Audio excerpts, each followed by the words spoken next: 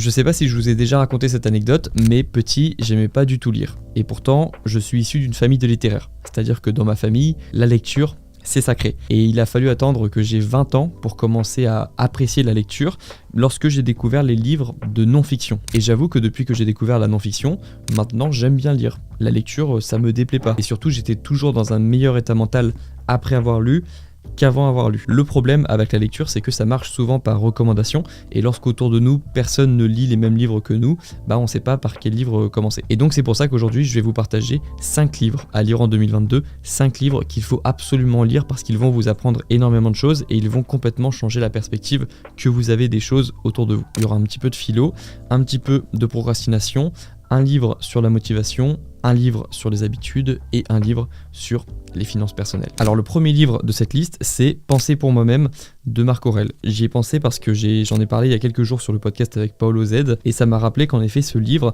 méritait d'avoir sa place dans cette vidéo. Je l'ai bien aimé, mais je l'avoue, je l'ai pas lu en entier ce livre parce qu'en fait c'est pas vraiment un livre, c'est plutôt un ensemble de petits paragraphes de pensées qui sont écrites noir sur blanc, comme le titre de ce livre l'indique. Penser pour moi-même de Marc Aurèle, c'était des pensées pour lui. Après je suis quand même content que grâce au livre, ces pensées aient survécu aux centaines d'années qui nous séparent de Marc Aurèle, et ces pensées elles ont toujours de la valeur. D'ailleurs il y a un passage que j'ai bien aimé sur la valeur de la vie que je vais vous lire maintenant, qui disait: il ne faut pas seulement considérer que la vie chaque jour se consume et que la part qui reste diminue d'autant, mais il faut considérer ceci: à supposer qu'un homme vive longtemps, il demeure incertain si son intelligence restera pareille et suffira dans la suite à comprendre les questions et à se livrer à cette spéculation qui tend à la connaissance des choses divines et humaines. Il faut donc se hâter, non seulement parce qu'à tout moment nous nous rapprochons de la mort, mais encore parce que nous perdons, avant de mourir, la compréhension des questions et le pouvoir d'y prêter attention. J'ai bien aimé ce passage du livre parce que c'était la première fois qu'on m'expliquait que la vie valait la peine d'être vécue grâce à notre intelligence, grâce au fait qu'en ce moment on est capable de se poser des questions, d'avoir des questionnements et de trouver des réponses, et que ça déjà ça donnait de la valeur à la vie parce que on sera pas toujours capable de se poser des questions, on s'en rend pas forcément compte actuellement, mais toi, moi, on est capable en ce moment de se poser des questions, on est capable d'utiliser cette faculté de penser, de réfléchir, et même si on le voit avec un mauvais œil la plupart du temps parce qu'on a peur des questionnements, on a peur des remises en question, en réalité c'est une vraie chance. C'est pas, y a que les humains qui peuvent faire ça, il y a que les humains qui ont cette faculté de réflexion qui dure assez longtemps, des dizaines d'années, pour pouvoir produire des choses incroyables, pour pouvoir avoir des idées extraordinaires, et ça c'est une vraie chance qu'on a, et on n'en prend pas assez conscience, et c'est aussi ce qui justifie la vie. Ensuite il y a un passage que j'ai bien aimé sur le fait de ne pas causer du mal autour de soi, et d'utiliser bien son temps, qui est, je cite: n'use point la part de vie qui te reste à te faire des idées sur ce que font les autres, à moins que tu ne vises à quelque intérêt pour la communauté. Et un petit dernier sur la vie après la mort: tu as subsisté comme partie du tout, tu disparaîtras dans ce qui t'a produit, ou plutôt tu seras repris par transformation dans sa raison génératrice. Voilà, ça je l'ai pas compris, mais j'ai trouvé ça grave stylé. Un autre livre que vous devriez lire en 2022, c'est Atomic Habits de James Clear. Alors pourquoi je recommande ce livre? Déjà parce que comme James Clear l'explique, nous sommes nos habitudes. C'est-à-dire que moi aujourd'hui, je suis la somme des actions que j'ai faites et répétées depuis des années. Toi, tu es la somme des actions que tu as faites et répétées depuis des années. Et puisque nos habitudes nous définissent, on peut également savoir où on en sera dans 2 ans ou 3 ans. En fonction des habitudes que l'on a actuellement, on peut estimer si on sera une meilleure version de nous-mêmes ou une moins bonne version de nous-mêmes, en fonction de si les actions que l'on prend actuellement nous emmènent vers le haut ou vers le bas. Ensuite, pourquoi ce livre est si important? C'est parce que on a tous besoin à un moment ou un autre de changer nos habitudes. Et moi, j'ai perdu beaucoup de temps à écouter, je pense, des mauvais conseils sur les habitudes. D'ailleurs, James Clear le débunk dès le début, ce mythe selon lequel il faudrait simplement 17 ou 21 jours ou même 60 jours pour construire une habitude. C'est pas exactement comme ça que ça marche. C'est un petit peu plus compliqué que ça. Il faut mettre en place un système, il faut mettre en place un système de récompense, il faut traquer ses habitudes au moins les premières semaines pour voir les résultats et pour se motiver également.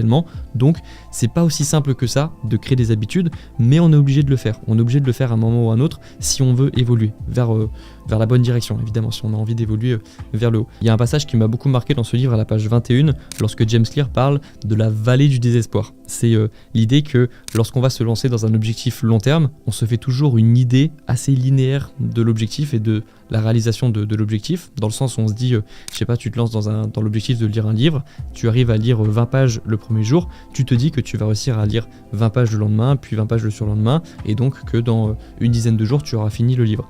Et en fait, on se rend compte que ça se passe souvent bien le premier jour, et puis les jours qui suivent, se crée un décalage entre l'objectif initial, entre ce qu'on pensait pouvoir faire de l'objectif initial et l'idée qu'on avait en tête de l'objectif, et la réalité. Et cette réalité, ce décalage entre la réalité et l'objectif initial, c'est ça, la vallée du désespoir. Et depuis que j'ai lu ce livre, j'ai toujours en tête ce principe, et je sais qu'à chaque fois que je me lance dans un objectif à long terme et que je me rends compte que ça va être plus dur que prévu, j'ai toujours en tête ce principe de la vallée du désespoir, et je m'imagine en concurrence avec toutes les personnes qui ont commencé en même temps que moi et qui n'ont pas lu ce livre, et je me dis que j'ai vraiment un avantage, parce que je sais, moi, que ça va être plus dur que prévu. Je suis pas surpris, en fait, ça fait partie du processus, et je me dis à chaque fois que lorsque je vois pour la première fois les résultats de mes efforts, que je vois des progrès visibles, c'est que j'ai passé cette première vallée du désespoir et je me sens beaucoup plus fier de moi. Ça, c'est juste un principe du livre, mais c'est un principe qui m'a marqué et que je garde avec moi encore aujourd'hui. Mais il y a aussi le principe de l'effet cumulé, qui est un principe également financier qui est très bien expliqué dans ce livre. L'idée d'être un petit peu meilleur chaque jour, et puis il y a aussi des conseils très pratiques sur le fait de créer une nouvelle habitude. Et je pense que n'importe quelle personne qui aujourd'hui a besoin de créer une nouvelle habitude ou de supprimer une ancienne habitude, ou voire même une addiction, donc une habitude très difficile à supprimer, si elle comprend qu'en réalité ce n'est pas seulement une question de volonté mais de système, et qu'elle arrive à changer le système dans lequel elle est en ce moment, elle peut prendre n'importe quelle habitude ou supprimer n'importe quelle habitude. Un autre livre à lire en 2022, c'est Can't Hurt Me ou Personne ne peut me blesser de David Goggins. Qui c'est David Goggins? C'est un ancien SEAL, donc l'unité d'élite de l'armée américaine. C'est également un recordman, donc il a plusieurs records à son palmarès. Il a un record à la course aux 205 miles, mais également il a un record du monde de traction à son palmarès. Il a réalisé exactement 4030 tractions en 24 heures. 4030 tractions en 24 heures, et même pas en 24 heures, en 17 heures, parce qu'il s'est arraché la paume de la main. Donc voilà, le monsieur, c'est quelqu'un, et c'est quelqu'un qui est très connu sur internet également, mais pour des mauvaises raisons, parce qu'il est très souvent parodié en fait, parce que des personnes se moquent de sa faculté à toujours essayer de motiver les gens. Il est devenu un peu le cliché du mec développement personnel qui essaye de te pousser à ton plein potentiel, etc. Donc il est souvent critiqué par rapport à ça, mais son livre en tout cas montre, je pense, plus de profondeur que la personne que l'on peut voir lorsqu'on le voit sur les réseaux sociaux en train de crier et en train d'essayer d'être motivant. Dans son livre, il revient sur son enfance qui a été très difficile, notamment il est né dans la pauvreté, et en plus il est né avec un père qui était abusif, qui le frappait lui et qui frappait sa mère. Ensuite il revient sur son parcours avec les SEALs, comment est-ce qu'il a réussi à atteindre cette unité d'élite alors qu'il était à la base en surpoids. Et puis évidemment il y a une vraie dimension psychologique avec ce livre qui est liée au traumatisme d'enfance d'Anthony Goggins, et c'est ça, je pense, qui fait de ce livre un best-seller et qui fait qu'il a 40 000 avis sur Amazon. C'est un des livres avec le plus d'avis sur Amazon, c'est un des livres